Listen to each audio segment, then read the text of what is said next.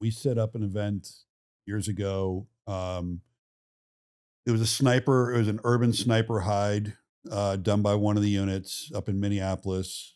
And they went in at about 3:00 in the morning, built this hideout, had cans on their bolt guns, had cans on their precision gas guns.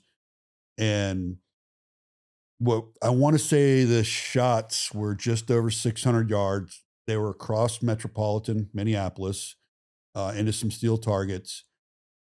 They took the shots at sunrise. I want to say we had about 25 police officers basically making sure everything downrange in the SDZ was clear of civilian populace. We selected the location where we did, but they went into a under construction that was being rebranded as condos facility. And they shot basically across some rivers and bridges where we had a good berm. So everything was safe. But here was the proof of the exercise. Everybody heard the crack of the rounds. 23 police officers, to include 2 of them that were at the base of the building they shot from. Yeah. I put in a circle. I never told them where the shooters were. 23 police officers. I said, where was the point of origin of these shots? Yep. And I got 23 different directions pointed, and nobody pointed at the building they came from. Yeah. So my whole babbling there is about sometimes the decibel suppression versus the point of origin.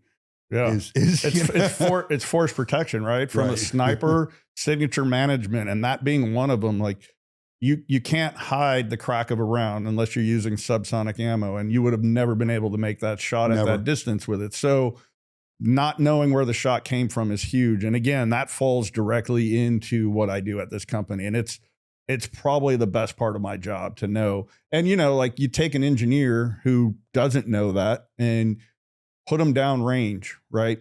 And safely sometimes. And then you do that and you let them hear it. And they're like, just like that, like the police, they're fascinated by the fact that you can't tell where that round is coming from. And it's really a huge advantage, especially in the sniper world. Yeah, it is. I mean, obviously quiet is good, but there are other things to consider. And I will tell you, I'm at a point in my life now that we know about explosive charges, now that we know about suppressors and gas back in our face, now we know about hearing protection, fucking burn fires, and, you know, the list goes on for the things you sucked up for 21 years. All that takes a major league toll on the human body. Yeah. And I think that having the safety aspect designed in the can, and then the performance aspect, nobody's doing a rescue in a fucking just clean building.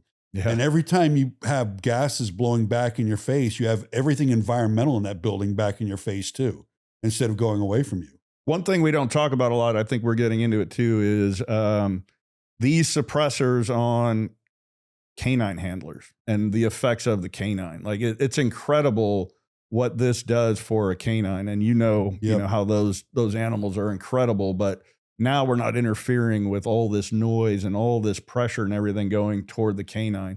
And I think we're going to start talking about that a little more, and especially when we get into the warfighting lab and all those things. It's funny you bring that up because I'm doing another podcast here with Rescue 22 Foundation, and Byron, who runs that, is a former 375 Ranger, and they don't do anything without their dogs. Yeah. Matter of fact, they're competing at the Patriot Games with their dogs, which we love. That's great. But you're right. I was just at a Patriot Games 2-3 weeks ago in Florida, and 2 of the Rescue 22 guys were competing, and one of the dogs was a newer dog. And when they were shooting their pistols, he was having a hard time controlling the dog and take the shots. Yeah. So it absolutely changes the game, right?